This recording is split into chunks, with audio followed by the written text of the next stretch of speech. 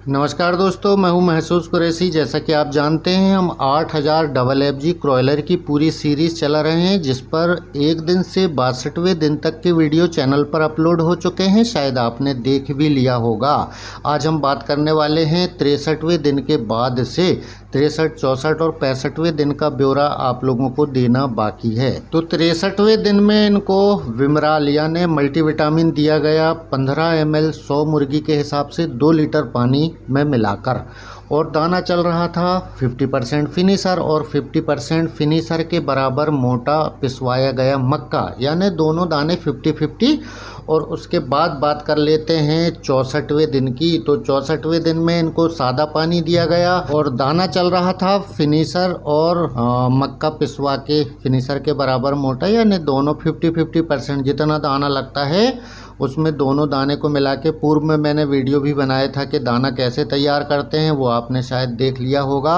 उसके बाद बात कर लेते हैं 65वें दिन की। तो 65वें दिन में मुर्गियों की डिबेकिंग की गई। डिबेकिंग बोलते हैं चोंच कट करने को। तो चोंच का नुकीलापन ख़त्म कर देते हैं। सामने जो चोंच होती है, जो नुकीलापन होता है, उसका नुकीलापन ख़त्म कर देते हैं। तो चोंच नाखून की तरह बढ़ती है और फिर से 15 दिन में उतना ही बड़ी फिर आ जाती है। तो नुकीलापन ख़त्म करने से मुर्गी एक दूसरे को घायल नहीं करती हैं, कैनिबलिज्म का शिकार नहीं होती हैं, एक दूसरे के पंख नहीं नोचती हैं, माल की क्वालिटी ख़राब नहीं होती है। इसलिए 65वें दिन में सवेरे के समय में डिबेकिंग की गई, चोंच कट की गई और पानी सादा दिया गया, और दाने में चल रहा था 50% फिनिशर और 50% मक्का, यानी दोनों दाने को मिला के आधा आधा। और हर तीसरे दिन में जहां रात में मुर्गियां रहती हैं फार्म पर, वहां बिछावन भी पलटना बहुत ज़रूरी है। बिछावन अगर हम नहीं पलटते हैं तो बीट ऊपर हो जाती है, और बीट ऊपर हो जाने के कारण बहुत सारी गंदगी हो जाती है। गंदगी के कारण वहां पर अमोनिया गैस बनती है और मुर्गियों में एसाइटिस की बीमारी यानी पेट में पानी भरने की समस्या आती है। इस फार्म के वीडियो आपने देखा होगा कि मैं एक दिन से लेकर बेचने तक कंप्लीट जानकारी दिखाने जा रहा हूं, दिखाते जा रहा हूं। देखते जाइए और अंत तक, बेचने तक देखिए कि कब कब क्या क्या हुआ।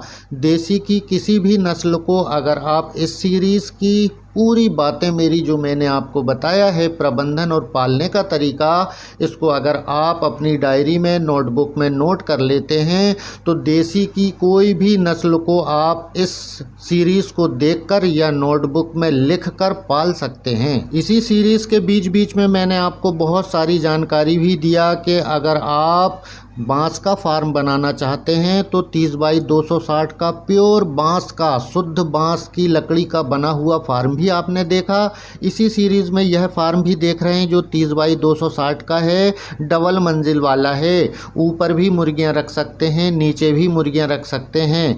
ऐसी बहुत सारी जानकारी आपको इस सीरीज़ में मैंने दिया है और आगे भी देते रहूँगा। तो चलते चलते आपको एक बार और बता देता हूँ कि क्या क्या हुआ 63, 64 और 65वें दिन में। तो 63वें दिन में विमराल मल्टीविटामिन दिया गया, दाना चल रहा था 50-50।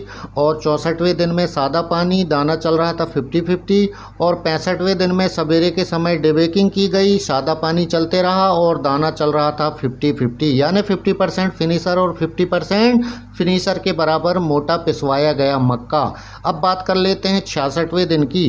तो 66वें दिन के बाद क्या क्या चेंज होने वाला है, यह देखने के लिए चैनल को सब्सक्राइब कर लें। सब्सक्राइब करने का बहुत छोटा सा तरीका है, वीडियो चल रहा है उसके नीचे लाल रंग से सब्सक्राइब लिखा है, यहाँ पर उंगली रखिएगा और राइट साइड में बेल आइकन को दबाकर ऑल में कर लीजिएगा। इससे आपको नोटिफिकेशन, जानकारी सबसे पहले आपको मिल सके।